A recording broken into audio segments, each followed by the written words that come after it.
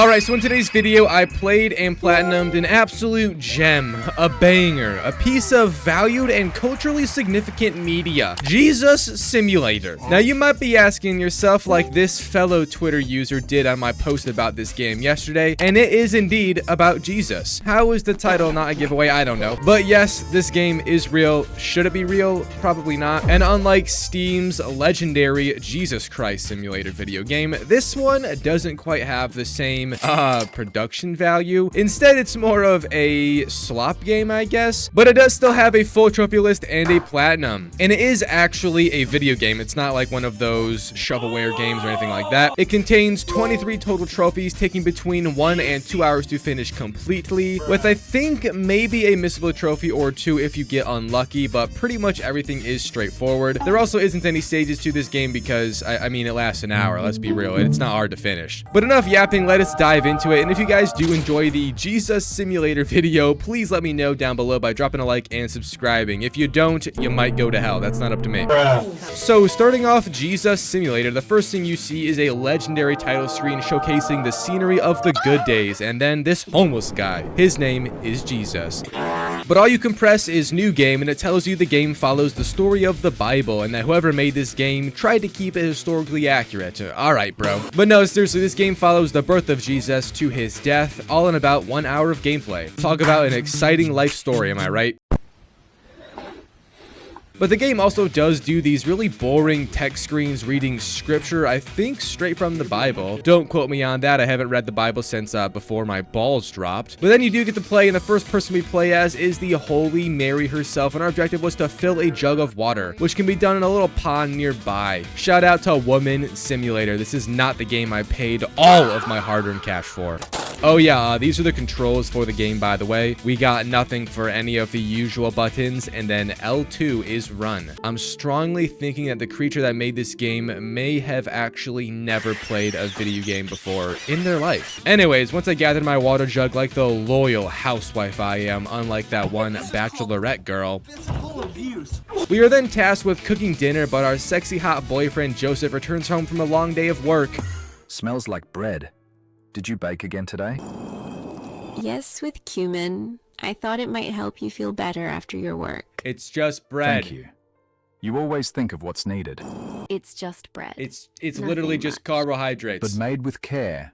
That means a lot. Man, shut your bitch ass up. So yeah, these two talk, and it's very weird. The dialogue in this game is abysmal. Like, I'm not joking when I say this might be some of the worst voice acting I've quite literally ever seen in my life. In fact, as I play this game, you literally can hear the voice actors hitting the mic with their mouth, and the voice actors changing characters mid-game. When Jesus finally does fall into this world a little bit later in the game, he goes through like 4 different voice actors. It's very funny. But yeah, they just kind of chatted up, you know. Year 0 Riz was a bit mid at the time, but then we play again, and our goal is to just clean the table. Again, this is actually Woman Simulator.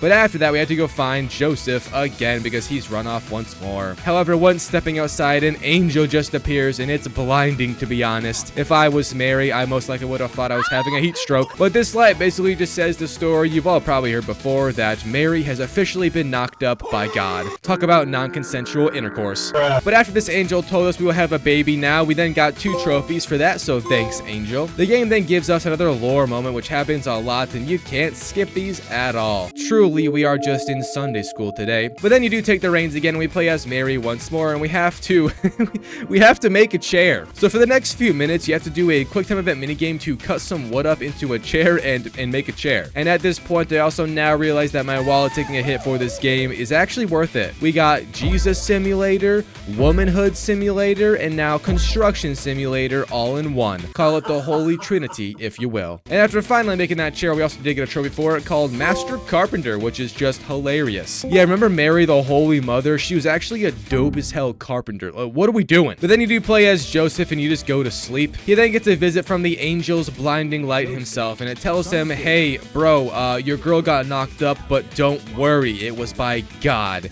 and not some other dude in town named Ethan. Definitely don't go ask Ethan where he was 2 weeks ago, because it may have been, I'm just kidding. Maybe. Make a little snack, PB and Jenga. No trophy was gotten, however, and then more Bible reading happened from the voice of the Bible, which is most likely a text-to-speech AI bot. But then we reached the first big major part of this game that is genuinely confusing. As the story goes, Joseph and Mary are required to go to Bethlehem for some count of citizenship or something, and Mary was on the very verge of giving birth, so great timing, Ethan. But we needed to find a place to stay the night so Shawty could push that child out, and I literally just had to run around a dark landscape asking people if we could stay just for them to say, nah, it's full, every single time. I feel like I'm in line at TSA right now with how full this place is. I even went so far and I asked so many people, I got a trophy from talking to 4 different landlords, a true hellish experience. But eventually we do reach the infamous location of Jesus's birth, which is a barn, and I thought I was cool being born in a Texas Roadhouse bathroom. This dude's got the real thing. That's what I'm saying. Again, a trophy did not pop from this sequence, and instead it segues into the story of the shepherds who saw the star above the manger. So you then get to play as a bunch of shepherds and just walk blindly towards the light like moths to a flame. Once you arrive, you get some dialogue with Mary and, Lord save me and forgive me for what I'm about to say, but damn, I can see what Ethan was into. Holy! Oh my God! Imagine if Mary was in the club before she met Joseph around hella thugs. Get it? What if Mary was in the club? Anyways, back to the story. The baby who was Jesus gets born, and then it time swaps like 20 years forward or something to Jesus all grown up. Now, don't call me Epstein, but I would have wanted to play as Jesus as a child. Just saying.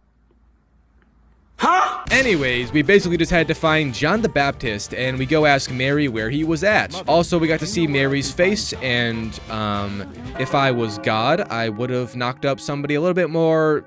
It's not important. What did he say? Also, Joseph our father looks like he steals crack for the fun of it. He doesn't even smoke it, he just steals it. Truly an insane man. Anyways, this one dude who lives near us ended up telling us, and that voice acting truly is something. Have you seen John? Where is he now? Yes, he is at the Jordan River, where the water flows fast, and people come to confess their sins. We usually call that Soaring Eagle Water Park where I'm from, but hey, the Midwest is a different place. So then you have to find a way to get to the Jordan River because our tiny human legs just won't do. Thankfully, a man was sitting nearby with a donkey and a wagon. Truly perfect. So he then takes us to the river, and then we talk to John the Baptist, and basically all he said was to drop a like and subscribe for more quality content like this. A talking bird then shows up, and I officially think I'm high on drugs right now, but I got a trophy, so maybe not. Another intermission occurred. We then learn that Jesus has gone on his famous 40-day trek of no food or water, and you then take the reins during this and have to fend off numerous attacks from Satan himself, who is just a guy dressed up like a lesser mage from Skyrim. But the first minigame had us resisting the temptation of bread, and man, I don't know, I love carbs, but not that much, Satan, you won't get me today. And then it swaps to a different location, being the top of a building, so, you know, I mean, I don't want to jump to begin with, so easy temptation resist. And then finally, our last test of temptation just takes us to the riches, a room full of gold. The AdSense has been a little bit down recently, so this one was hard. However, we do not break. Now, I'm just gonna be truthful, but if I got thrown into temptation against, you know what, I won't even say her name.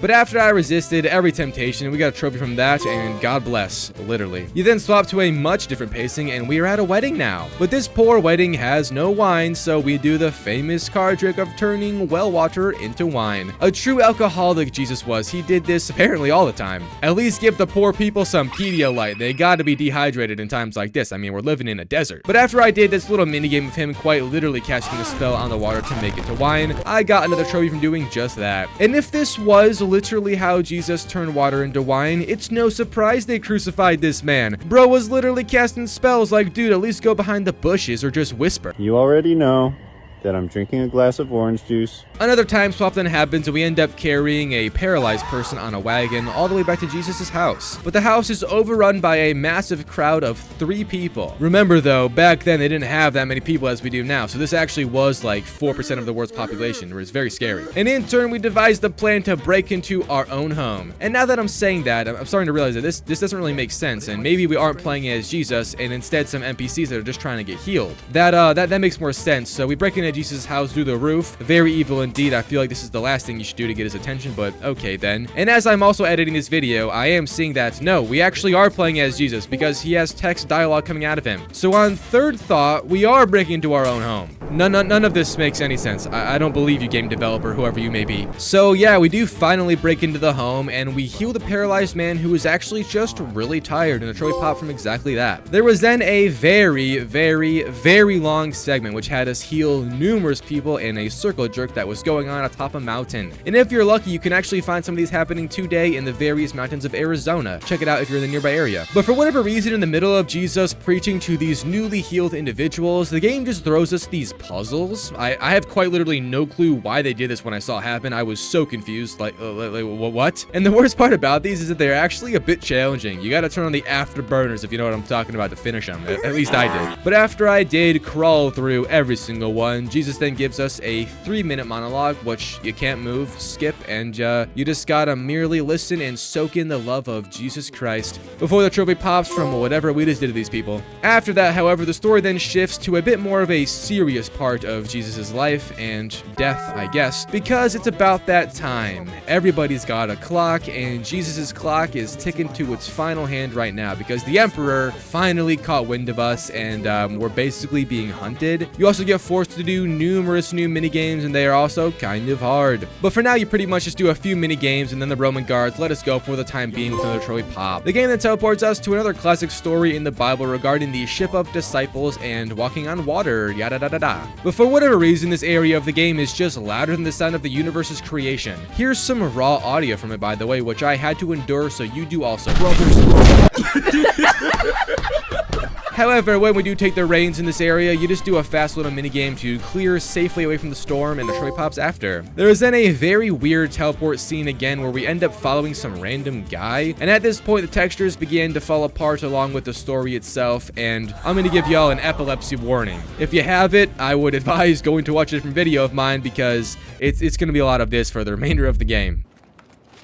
But we did encounter a new puzzle of sorts, and it literally had us click on every single square in this thing until we found some special girl we were after. Talk about extending playtime on a game. Holy moly. I will not say a bad word, the Lord is probably watching. But after finally uncovering the woman, the trophy popped from that, so that's cool. And we then get fast forwarded to another iconic Jesus moment where we had to do the, again, famous multiplying of bread and fish for the hungry folk. I wish somebody would do this at my house. Haha. I'm starving. I can't afford any food. Please give me money. Also, I got a trophy after that section ended from performing witchcraft on said bread and fish. There was then this very weird trophy next where you were supposed to fail this walking on water minigame, and I read that in the list because I was looking at it to make sure I didn't miss anything, and I assumed you actually have to fail it, so I just kind of let myself fail for a few minutes before realizing that nothing at all was happening, and I just did them normally, and then you actually do fail automatically after doing it. It's very confusing, and I probably just said a bunch of words that make zero sense, but the trophy popped from whatever just occurred. After that, you then go play as one of Jesus's disciples, I think, or maybe just some random dude. I really don't know what this little segment was, to be honest, but Jesus himself isn't a part of this section of the game at all. And you're tasked with blowing 1,000 schmeckles at this market. Yes, I did spend 950 of that 1,000 budget on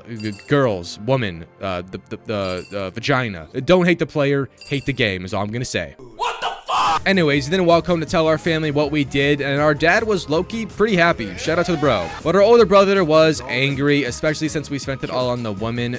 Just say if you're gay, bro. I also did get another trophy after that concluded. So then it swaps over to Jesus' storyline again, and I had to go find a donkey for Jesus because we are playing as his servant now, and he needs a donkey to go into Jerusalem. If you're wondering why, it's for oral farming purposes. Jesus Christ must mog the emperor if he ever wants to lower his cortisol in a timely manner. But also, escorting a donkey is, for real, as boring as it gets. So I pretty much just waited by Jesus for the donkey to mosey on over, and once it finally did, we were off to fulfill the prophecy. And Lord have mercy, Jesus did farm the aura out of that donkey ride. Such core strength, he need not use his hands to prevent falling off like a mere mortal man would have to. And here's the trophy from that section of the game. We then got a little part where Jesus is tasked with destroying a market that was placed beneath his temple, I guess. I don't remember this one from Sunday school, but hey, apparently Jesus just likes ruining markets of fresh food for people. Shout out to Christianity. Now, after doing that, we then got in trouble because, I mean, duh, I feel like some fair capitalism would have been fine, but a bunch of black guys then surrounded us, and nothing happened. We just got a trophy. I bet you thought something bad would happen, huh? Yeah, I know what kind of person you are. So then we see the famous final feast of the group, and nothing happens besides some chit-chat shatter, so here's a trophy afterwards. You then get to play as Jesus again and have a very small goal of finding somewhere secluded to pray, and after praying, another trophy does pop. But then you swap over and play as one of his disciples that was supposed to be keeping watch, and yeah, we fell asleep. Little bro was just tired, man, come on. So we didn't try our best to stay awake after getting caught, and you pretty much can't because the story steps in and some Roman guards barge into the party looking for Jesus. But we get a trophy in the midst of it from doing every single minigame in the game, so that's cool, and here it is. Now we are pretty much done playing the game, so we're basically done with the game now. But for the next like 20-ish minutes, it's just pure dialogue, some cutscenes the entire time, with Jesus getting blamed for everything and all of that. I mean, come on, you probably know the story. But basically, you just get crucified like a ghost, and we got a trophy from that, which is, it's kind of crazy. The game then ends off with that one final scene depicting the death of Jesus Christ. Also, I had some texture bug because this is a game meant for the PS4, and I couldn't see any of the other two men besides him. If you don't believe me, look at this guy's hand.